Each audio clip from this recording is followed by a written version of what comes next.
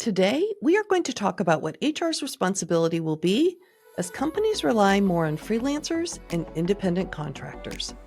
Many businesses are tapping into the specialized knowledge and experience of freelancers, consultants, and independent contractors to complete key projects. While freelancers bring needed expertise and fresh perspectives, they're not employees of the company. And yet it's up to HR to recruit, screen, and keep track of this valuable external talent. To help you navigate this trending workforce shift, we've called in Shai-Lee Spiegelman, General Manager of Fiverr Pro.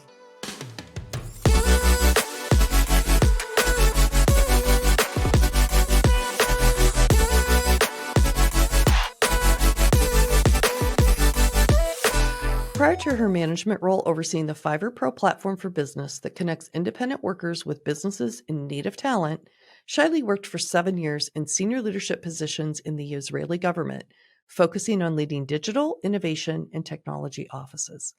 Prior to her work in the public sector, she was VP of Marketing for Microsoft Israel Research and Development Center. Shai-Lee, welcome to Voices of HR. Thank you. Great being here. Well, we are so excited to have this conversation because this is a topic that is an emerging trend, and you are on the forefront of it.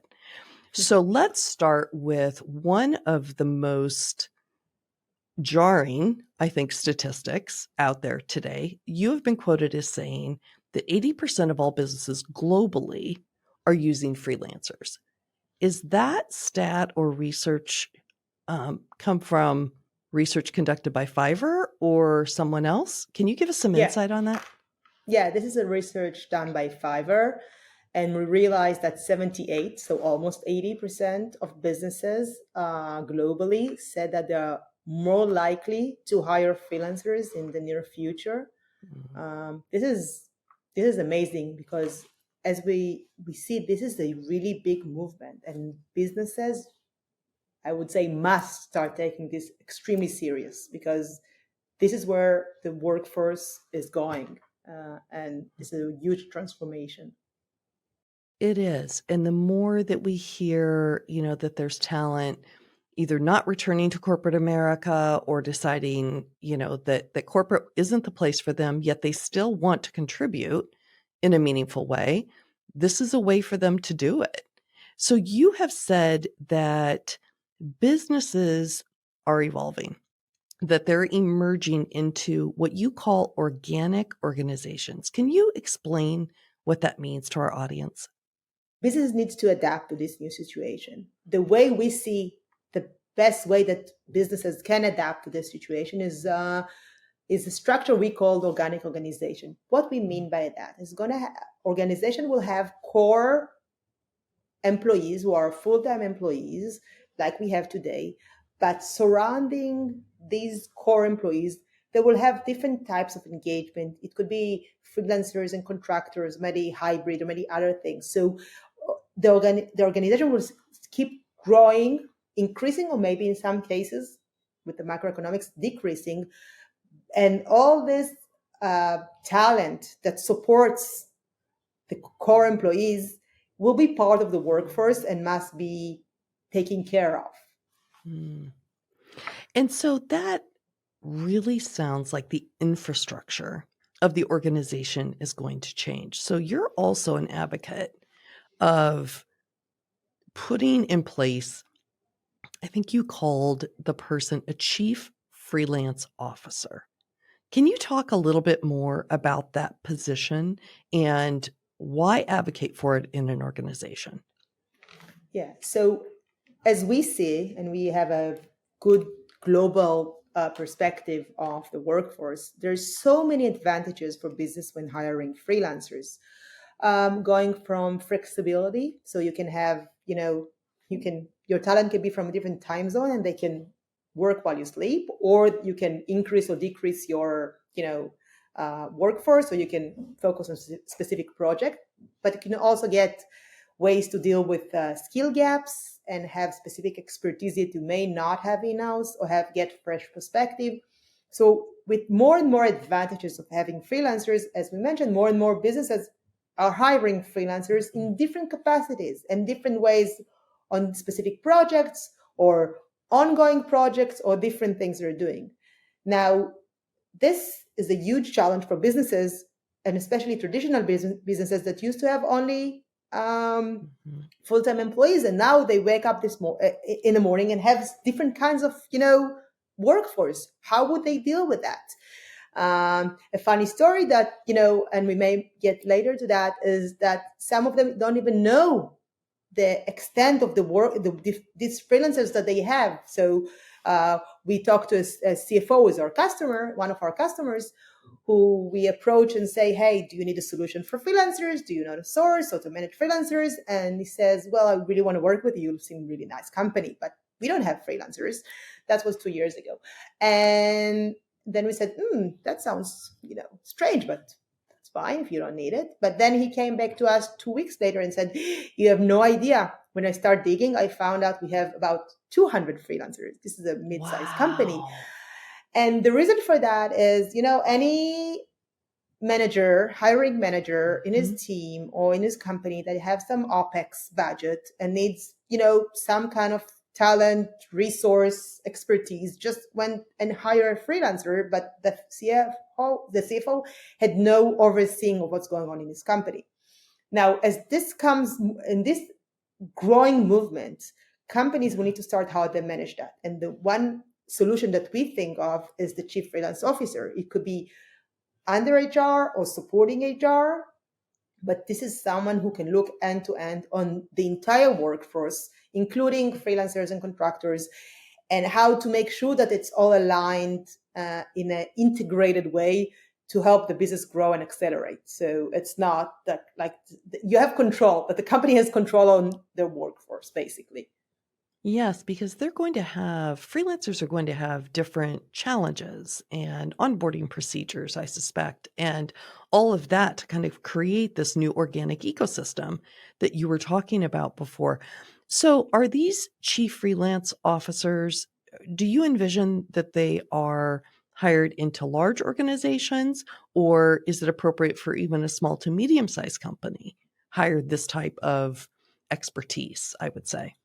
Yeah, so I would guess that the bigger the company is, the more freelancers they hire and the need is larger. So if you have, tens or hundreds of freelancers, the need for having one position that actually oversee, as you mentioned, from sourcing and bring and choosing and doing the acquisition or hiring to onboarding, because this talent needs to work and integrate with the current team and their employees, to managing from payments to compliance issues. There is all that together. The bigger the company, more freelancers, the bigger the need. But I would say that even we saw that also small and medium businesses hire freelancers. Sometimes they prefer to hire freelancers than full-time employees because they don't want to take the risk of having a full-time employee. They want something like a specific project or try something out, and in that case they also may need that. So I would say there is a correlation to the size of the business, but the stronger correlation is the amount of freelancers that business have. So we have a lot of HR pros that listen to Voices of HR, and more so small to medium-sized businesses, but also the Fortune 500. So I think this topic in general is going to be so helpful to them, as we're all challenged, right, with trying to find and source good talent over the long term. So could you help us understand, how can these HR pros think about whether they should enter this space of freelancing? Because it is going to cost, a lot of them are one person HR shops. And I know what they're saying. They're going to say, this is a lot more work for me, and I'm going to add this title and the work. But what is it going to get me? So if you can you help us maybe dissect a little bit of the decision-making process on what companies or which HR pros should consider freelancing? Yes. So first, I would say to all your HR managers that listens to us, that this is something you cannot ignore. So this is something you have to take into consideration in your 2024 plans and strategy. That's the first thing I would say. Then you can decide what to do and how to tackle it. That's fine. But first, realize that it's here. If 80% of the businesses most likely to hire freelancers, it means that 80% of our listeners most likely to hire freelancers already have freelancers, meaning it's in your court already.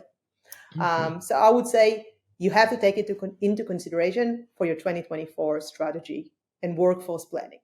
That's one thing. Second, I would start with mapping either how many freelancers the company already have, or what they are planning to have in the next, I don't know, year, and understand the scope of the issue. So that's second, and know that these are part of your workforce of the company. This is part of they're engaging with the employees, they're integrating on projects, so it's not something you can put aside. And then once the HR understand the scope in their company and the need in their company, they can then decide if they want to take it or not and who should manage it. I would say that someone needs to manage it. That's my recommendation. And the Fiverr Pro, the platform I work with, is one example to help support. So you can do a lot of the HR can do a lot of the work with global platforms. It doesn't have to be only them, but they need to understand that they need to look into it very, very seriously, decide how they want to deal with it. Because the train has left the station. Yes. This is the future of work. Yes. It's okay. Here. So they have bought into the concept. They're one of the 20% or maybe the 80% who just uses a few freelancers, but they want to scale it. What are some recommendations that you could give to our HR pros on how best to vet talent that's available out in the marketplace?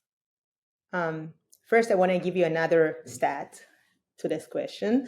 From a research we've done with Statista, which is a research company, we realized that in 5 years, so by 2027, well, less than 5 years, 50% of the US workforce will do some capacity of freelancing. So some of them will be employees and then do, some freelancing or full-time freelancing. So it's not only 80% of the businesses, but also 50% of the workforce. I'm saying that because these are our top talent. So HR, and we'll talk about vetting, when they want to look with top talents and experts on specific issues, looking at freelancers is a valid option. I will give you an example. One of our customers wanted to start exploring generative AI. It's a really big, all the new technology is a really big trend. They don't know what to do with it. They don't know how to tackle it. They need experts. They don't have experts in-house because almost any company don't have in-house experts in generative AI just starting. They want to, see how that can help or support their business. So they came to Fiverr Pro to find out experts and consultants on generative AI in their specific industry. It was the music industry, to see how they can support. So just one example. So this is, when you look at talent, there's so many options and different vetting. So now going to vetting. What we do, and I think that could be a good roadmap for HR, we're looking on, I would say, 3 main things. One is the professional experience, like you check with, employees. Where do you work? What did you do? Your background. Usually companies, both SMBs and definitely larger, want experience employees, but experience freelancers as well. They want someone who's done the job before, worked with notable clients, work in the same industry. So that's one thing. And it's important. We also look at, their portfolio of work, if it's something tangible like designers or other things, and project they worked on and things like that. And this is a very careful vetting, and it should be done by an expert on that field. So we have experts in different fields. So it's in order to vet the professional expertise, you need someone who understands. So I can't vet designers. For me, all designs look the same. All logos look the same. I don't understand that. Yeah. I would need someone who is a designer or expert in design that can help vet that, specific freelancer or expert in design. So that first phase of expertise should be done by an expert in that field. The second thing we are vetting for is specific skills. So it's not just where you work and what your, resume or LinkedIn is, but also what are the specific skills. So you are a developer. Do you work with specific software? Are you a front-end developer? Are you a back-end developer? What are your expertise in, technology specific skills? Because usually specific projects, and when you hire freelancers, it's usually for like a scope project, needs specific expertise, not just any developer that can learn. You don't want to have the learning curve. You want to make sure someone who's expert in that field and have the right skills. So the second thing is skill and the right skills. And the third thing we are vetting, but I think it's very important for HR to vet as well, is the level of service and the B2B service know-how. So how do you work with businesses? Because some freelancers never work with a business. How do you communicate with businesses? The SLA you provide, the time for delivery, your communication skills. Do you have the right language in place? All that around like your B2B service level capabilities. So that's the three things I think it's very important to vet when you're hiring a freelancer. That's what I would look into. That's what we're looking at. That's what I would look if I were an HR manager. Yeah. And I also, as I'm listening to you, I'm thinking about all those individuals out there who want to be freelancers and need to be prepared, right, to work differently, because it's different being an employee than someone who is basically a business of one that is being hired into an organization. Yeah, it's totally different. There are many advantages for freelancers as well. Not that I'm encouraging, I'm a full-time employee in Fiverr, but and that's what I chose to do, and I really like it. But for a freelancer, you are flexible to choose the projects you want to work on. So and do only what things are interesting for you. You have, I would say, less risk. So because you have like maybe 4 or 5 different potential employers or the potential vendors can hire you. So you're not putting all your eggs in one basket. You can work from everywhere and anywhere. Today, post-COVID, a lot of employees can work from remote, but now we see some trend of working back to work. In the US, I see the big companies all ask their employees to come back at least for hybrid or 3 days a week, but freelancers usually can work from everywhere, anywhere, anytime when they're available. So there's a lot of efficiency, flexibility. You control your own project. So there are a lot of advantages, and we see more and more top talent choose to be freelancer in some capacity. And that's great potential for companies as well. It is, because I work with a lot of top talent. And I think the one thing that is making them reconsider corporate America, even at the C-suite level, is the amount of conflict that they must encounter or overcome within a corporate environment. And I think there's some people who are built for that, right? They don't mind the conflict. They can easily navigate an organization. And then I think there's other top talent that just says, I just want to go in and do my job. I want to do a great job. And those are the people who you want to hire, right? And so my next question would be, if I was sitting in the CHRO seat again, my big question would be, are these freelancers, are they rated by the companies that have hired them in the past? Or how are they evaluated so I know that I'm actually getting a top talent? Well, that's a good question. So if you come to global platforms like my platform, you can first trust that someone else did the vetting for you. So that's one thing. And also you get a lot of reviews and ratings, like, like Amazon. So you can see other companies on your size that actually wrote, reviews and rated these top talents. So you can choose, talent or experts or freelancers that have only high ratings or got, great reviews from companies on your industry. You can see if they work in your industry. So I would guess in that way the risk is a lower risk for so that's an advantage of such a platform. But I guess as HR knows how to vet or choose in-house employees or full-time employees, they have the expertise of understanding if someone is a real top talent. They can speak with former employers. They can see their portfolio of work. They can there's way of understanding that the way you do it your full-time employees. So we also spoke before about some of the risks of hiring freelancers because they're not employees. And so the DOL and other agencies look at them differently. And they say, okay, you can't treat them like an employee. You have to treat them like a freelancer. Can you help our audience understand what are some of the big differences that they need to keep in mind once they hire a freelancer and have them working with their team, their in-house team? Yeah, I would say upfront that I'm not a legal expert on workforce law, so take that with a grain of salt. Sure.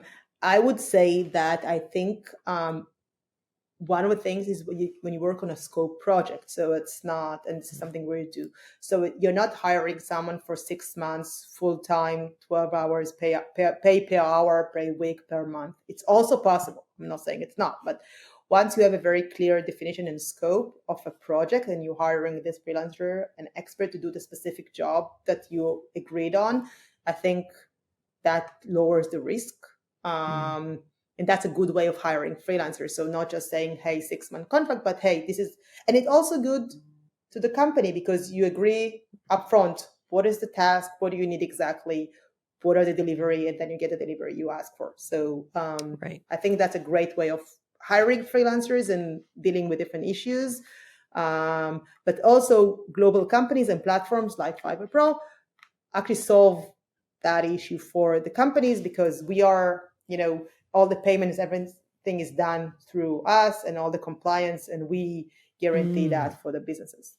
So that's another issue, another way of there. But you can also hire directly, but and make sure that you have the right legal counsel. Again, not me, to make sure that you are not taking any risk and needed risk on that. Absolutely. Yeah, because it is, you do have to know how to manage them differently. Yes, this is part of the learning and the challenges that HR and companies need to adapt with this new movement coming into place. Yes, and I would also think that they would somehow need to train their managers on these differences as well. Yeah, they should also train their managers how to hire freelancers, what to look for, how to source them, how to choose them. So there's a lot of how to manage them with, how to manage like when you have a project, which is, some freelancers and some employees, how do you manage that? How do you, do the onboarding? So there's a lot of training, adapting that needs to take to happen. But as we said initially, since 80% already hiring freelancers, Right. if they haven't trained the employees yet, it means that they're hiring, but not in the right way or not in the best efficient way. So it's not a question if, it's a question of they need to do it. Yes. Yes. And because they're already doing it at some scale within their organization, they just need to maybe figure out how to amplify it internally and protect and themselves. take the best advantage and leverage it in the best way. So Yes. enjoy it in the best way. If they're already doing it, let's do the best out of it.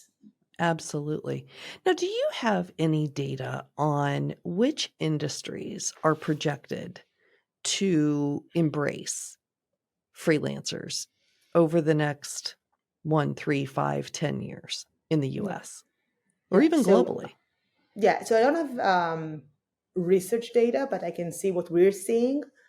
Of course, industries that are more flexible and agile are coming first. So traditional industries are coming later to the game.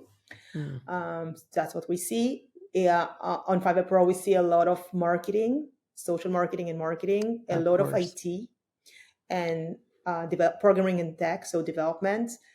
AI I mentioned because of the new trends and early adopting AI, data So this is what we're seeing. Also around writing and translation, voiceover, but that can put under marketing. So so that's what we're seeing. But since freelancers are doing different professions in different industries, for example, as I said, marketing. So both traditional and non-traditional innovative industries need marketing or social marketing or SEO or any kind of expertise. I would see it in different industries. So there's no industries that are totally not using freelancers, but some are more advanced, agile, taking risk, less traditional, do more and have more freelancers.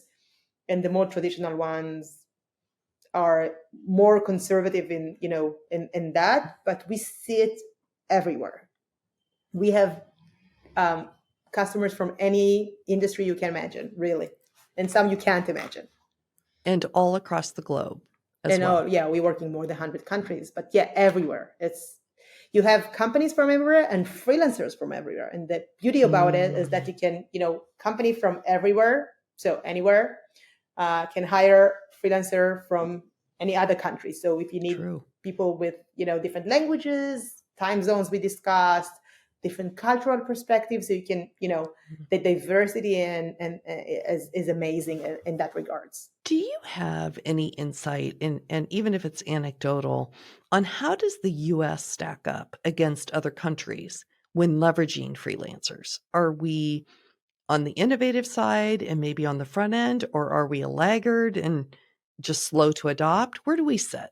No, we see that the US is extremely strong market. I think not one of it, the largest market on Fiverr is the US. It's really, really strong, innovative market and growing. That's good to know, because sometimes we have guests on from other countries who work globally as well, and things like DE&I were not as advanced as other countries, particularly Israel, where I think you must, even as a woman, become part of the military upon graduation, right? Yes, everyone go. It's mandatory. And you served. Yeah, I served in the Israeli Air Force. Would you believe it? Could you please tell our audience about that? That gives me chills. That is incredible. I think I was probably pretty sassy back then and thought I could probably take on the world. I don't know if I could have done the military. Tell us about it. I'm sure you could have. First, I would say that one of my most amazing experiences, I was very young, I was 18, so I've done many things after that, but one of the most amazing experiences I had, and also very maturing experience. So, I spent in the military for 2 years.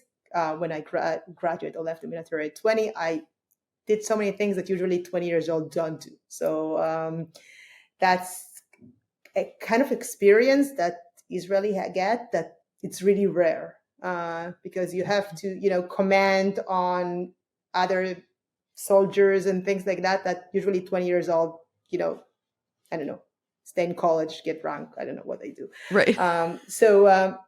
It's really a very, it's experience that really influence your way of thinking and, what you want to do in your career. I specifically, and I can't get into more details, but I was in the Air Force intelligence, did really important tasks and some research, eye-opening things that you don't even know when you're a civilian, and very, very, despite what people think, it was like a really positive and learning experience for me, at least. And so I think I'm hearing you say it really shaped who you were at a very early age, and maybe even prepared you differently for the workforce. That's definitely prepared me differently, and also shaped, the impact I want to do in my career, things I want to do, how important, doing meaningful things, things like that I may have not considered otherwise. That is amazing. So then did you attend university or college after? Yeah, that's how we do. So we at 18 we go to the military, Okay. and when we finish we do start university 2021, bachelor degree, and then I did my graduate degree in the U.S. in Harvard in the Kennedy School of Government. So I did several years of studying afterwards. Wow. And then you started at Microsoft Yeah, I did after? some few things before. I was a lawyer, but yeah, I spent 10 years at Microsoft. Who have very I like how you strong. just breezed past that. Yeah, I was a lawyer, and then Yeah. okay. I There's some thought I check marks spent. that I didn't even know about when I introduced you. Okay, Yeah. everybody. She was also a lawyer. Yeah. So in my bachelor degree in Israel, it's a bachelor degree. I did law, then public policy in Harvard. So and then I became a lawyer for 2 years. Didn't really like it, so Mm. went to work for the high tech industry in Israel, which is really blooming. Spent 10 years in Microsoft, different roles. Last role, as you mentioned, our VPR and VP marketing in the R&D center in Israel, which is amazing. So do you think that then being in the military really prepared you to be that agile? To maybe because you were a lawyer for 2 years and then you said, not really for me, and then you moved on, and clearly you have found your niche. Yeah, I don't know if it's it's really hard, the road not taken. So it's really hard to know Right. if I weren't in the military, what would I have done? But you're right. I'm agile, and more than that, if I do two things, I really targeted or focused on where I want to be, what I want to do. On one hand, so laser focus. So went to high tech and spent 10 years, and then decided that I want to move to the public sector, and worked for 6 months to find the right position in the public sector. So I'm really targeting very clearly on one hand and very focusing, and aiming high, as higher as I can. On the other hand, I worked from my gut. So if I'm decided that since I haven't said that, but I have 4 children at home, 4 kids. Wow. Yeah. And at some point I decided that if I'm working, so my work-life balance is not perfect. And if I'm working so hard and don't see them as much as I wanted to, should be meaningful, impactful, and things that I love to do. And if I wake up in the morning and I don't feel that it's either impactful, important, meaningful, and I'm happy with, and I don't feel that, I would start to think of what I want to do. So I don't do it every year, because you need to be, stable. I did 10 years at Microsoft. It wasn't like a snooze decision. Right. But yes, if, after 10 years at Microsoft, I decided that, I want to do something else with life. I would say it's my midlife crisis. I was almost 40, 39, and I decided I want to go and do something else more impactful. I want to move to the public sector. Not a trivial move.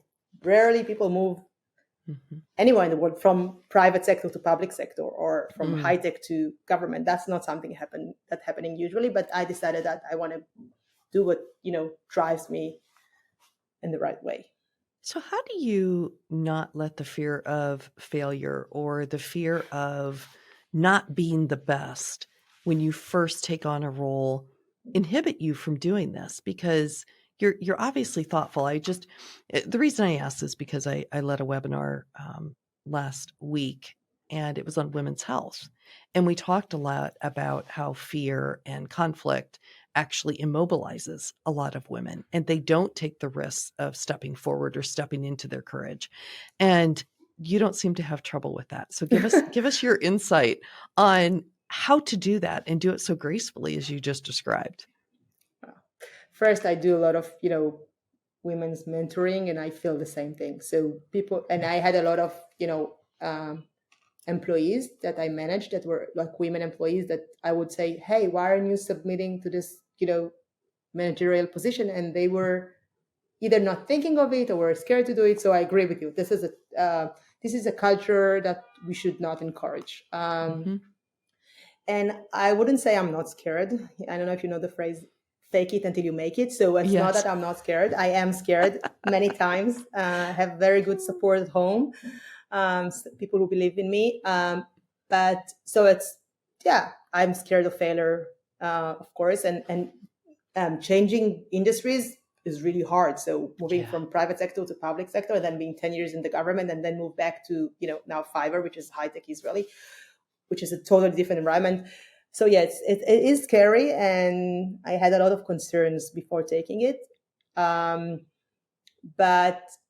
I really strongly believe that I can do a lot of things if I put my mind into it. So if I decide that that's what I want to be, I'll work really hard. Nothing comes, as a coincidence. I work really, really hard and put a lot of efforts and thoughts and learning and thinking. It's not an easy job. It's not like it looks sometimes, yeah, you did it. I was a lawyer. It sounds, better than it is in reality.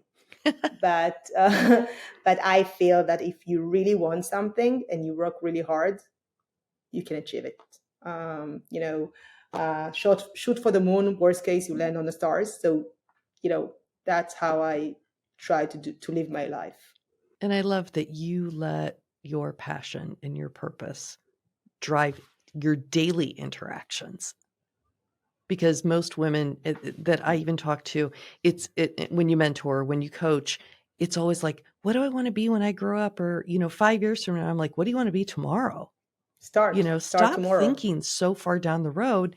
Don't put that kind of pressure on yourself, but you seem to have it all figured out for tomorrow, which is what most women need to do.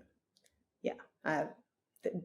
This is, working as a major part of our life, and we should consider it in as much care that we consider any other aspect, and we should make sure we're taking the best and leveraging it the best way. That's how I try to live my life. Well, thank you for sharing all of that. And now we're at the point of the podcast where we do something called rapid fire questions. So these are 1-sentence questions with 1-sentence answers so that our audience gets to know you even a little bit more than we just did, which was awesome. Are you willing to play? Yeah, let's try. All right, let's do it. What is the biggest problem you or your team solved in the last year? Yeah, so we just launched Fiverr Pro, and our biggest problem was how do we make sure that we actually cater needs of larger businesses? So Fiverr is an amazing company. It works a lot with, micro businesses and, solo entrepreneurs, which is amazing, but we wanted to go up market.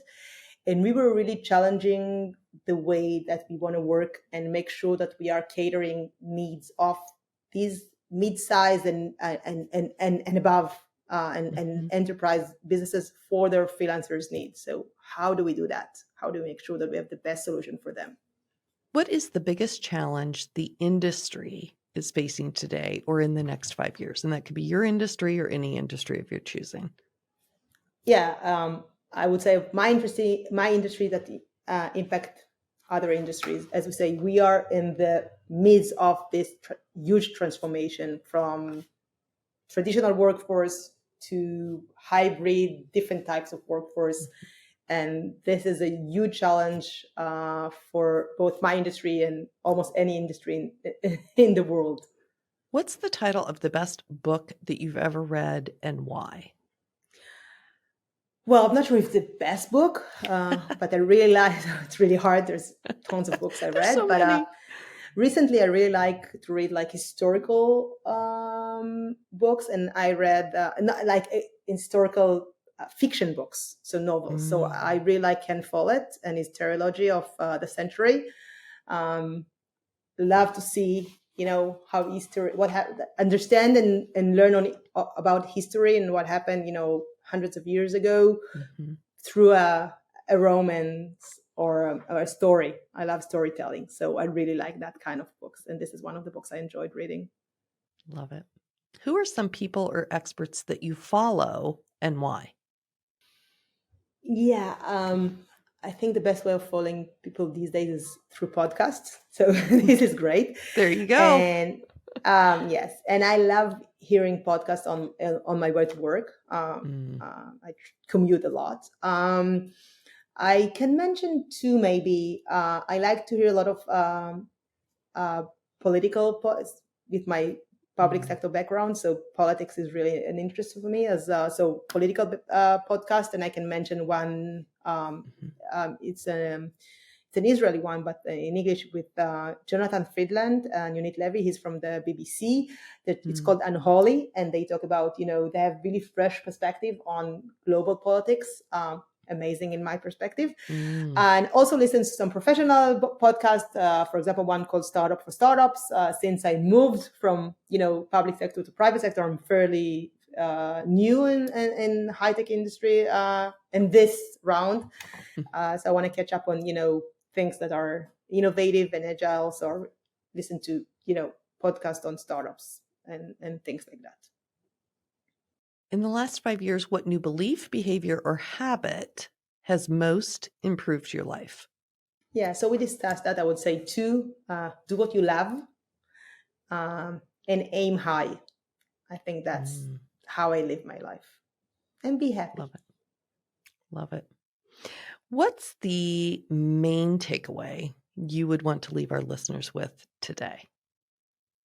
Yeah, I think we talked a lot. I would say that, and I think I said it before, so I'm just going to summarize very quickly. This is happening. This is here, and it's here to stay. This is like the freelance transformation movement. And if you are in HR, please take this seriously. Consider it, think of it, build a strategy around it. That's the best way to, move forward your business. Today, we have been joined by Shai-Lee Spiegelman, General Manager of Fiverr Pro. Thank you again for joining me, Shai-Lee. It has been such an incredible conversation and such a pleasure. Thank you very much. It was amazing for me as well. Thank you for the really good questions. I really hope you enjoyed this episode. Thanks so much for watching. We would love it if you shared your thoughts on any of the topics we discussed in the comments below. And if you got value from the video, it would mean the world to us if you hit the like button and subscribe to the HRMorning channel. Thank you so much for joining us, and we'll see you next time on Voices of HR.